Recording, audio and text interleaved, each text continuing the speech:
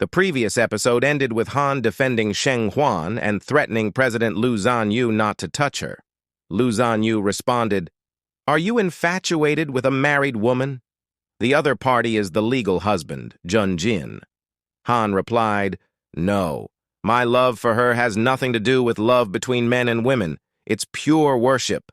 Liu Zhanyu was stunned by his words. Han continued, "She is my faith." Suddenly, his phone rang and he answered it. Shocked, he said, "My old man called me home. Brother Liu, let me tell you, don't hurt my faith, okay?" Liu Zhanyu angrily said, "Hurry up and go." When Han left, Liu Zhanyu sighed. Meanwhile, his assistant gave him photos of Sheng Huan with her brother, Xia Yichao, which no one knew about. Looking at the photos, Liu Zhanyu was shocked and asked, "What is this relationship?" The assistant replied, "Unknown. Sir, do you want to release these photos?" But Liu Zhanyu gestured for him to leave, saying, "What do these photos have to do with me? It won't affect Yi Shiteng or Jun Jin, not to mention that Han is chasing Xia Yan. Last time I asked you to investigate Sheng Zhuan. How did it go?" The assistant replied, "Her father's name is Song Chuan Chi, and her mother's name is Bailan Wu. I didn't find anything special about them, but it seems that Miss Sheng Huan is their adopted daughter. As for her identity, nothing has been found yet." He pondered for a moment and said, "But even Xia Yichao is paying her special attention. Could it be that Miss Sheng Huan's background is more complicated than we imagined?" President Liu Zhanyu replied, "You can investigate her at your leisure. It's not our top priority right now. What I want to know now is who tarnished my reputation and saved me from the disgrace of the gas station explosion." The assistant bowed and said, "Yes," then left. Liu Zhanyu looked at Sheng Huan's photo and said, "Sheng Huan. Interesting." The next day, Sheng Huan woke up, picked up her phone, and said, "Ah, it's been a long time since I've slept for so long. It's so comfortable." When she opened Weibo to search for trending topics, she found, "Shocking. It turns out the gas station explosion was directed and filmed by Yi Shiteng himself. The inside story of the gas station explosion. Yi Shiteng gas station," she said to herself in shock. "Does this mean he's both the director and the actor in this scene? Isn't there a need for my testimony about the disaster I witnessed?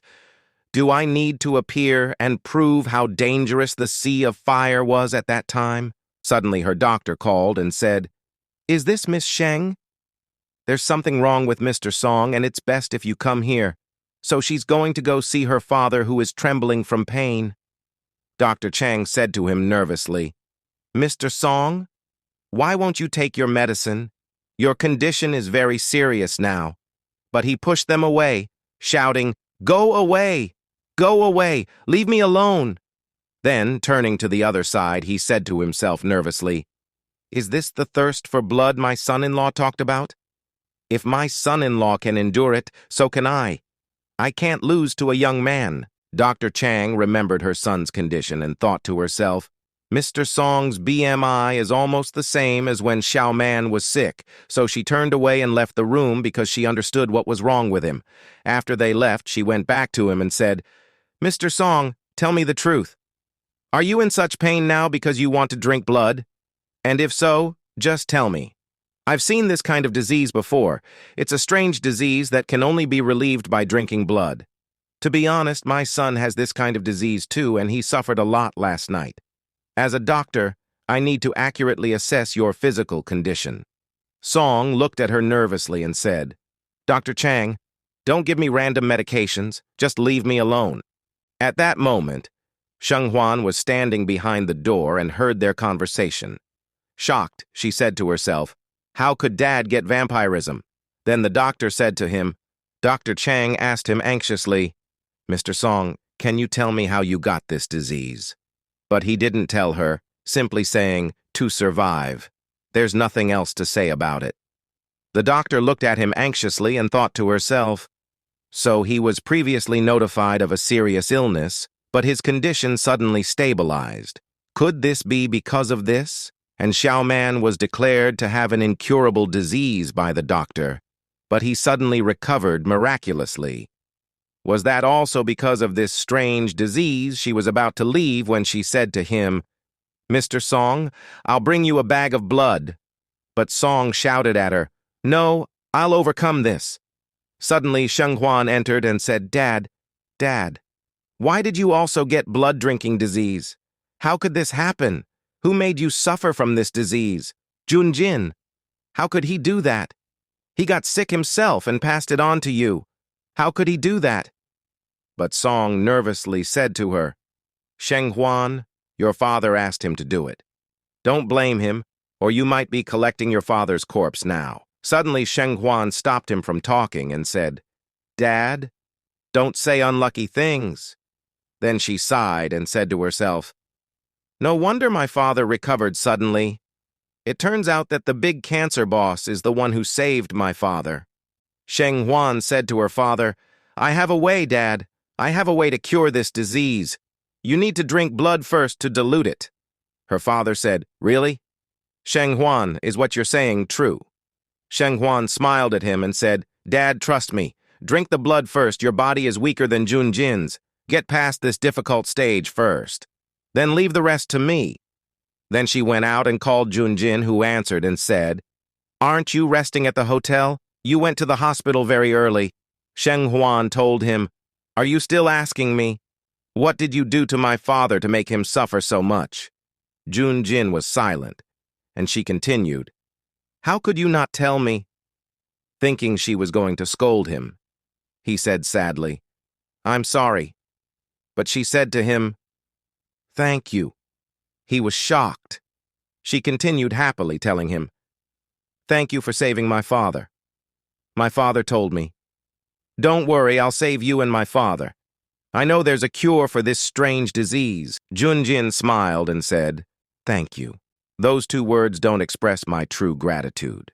I'd rather you express your gratitude to me with two other words." Sheng Huan asked, "What two words?" He told her, "Jin."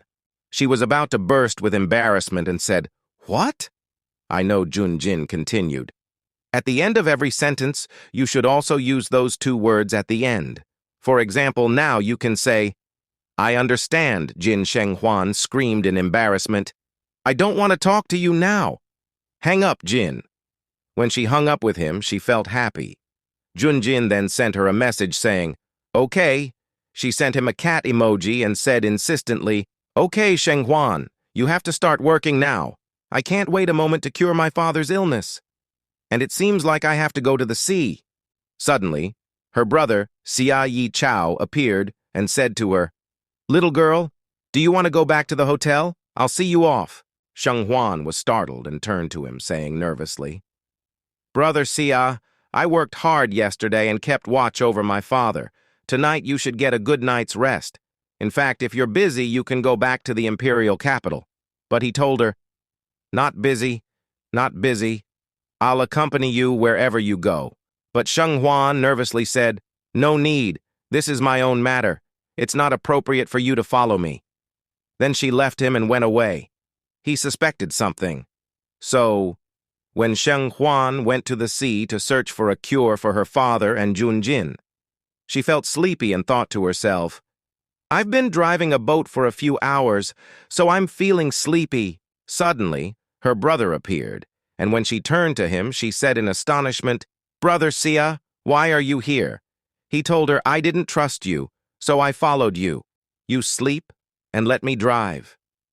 So she nervously thought to herself, "Oh my God, there's someone on the boat and I didn't even notice. I can't tell my brother Xia about this problem either." Then she looked at the birds silently and looked at him, thinking to herself, "Forget it, I've come a long way." So she agreed and said to him, "Okay, let's drive. Just follow the navigation and call me wherever you go." Then she went to sleep and thought to herself, "I can't kick out my older brother and leave him to float by himself. Let it be." Then she closed her eyes and fell asleep.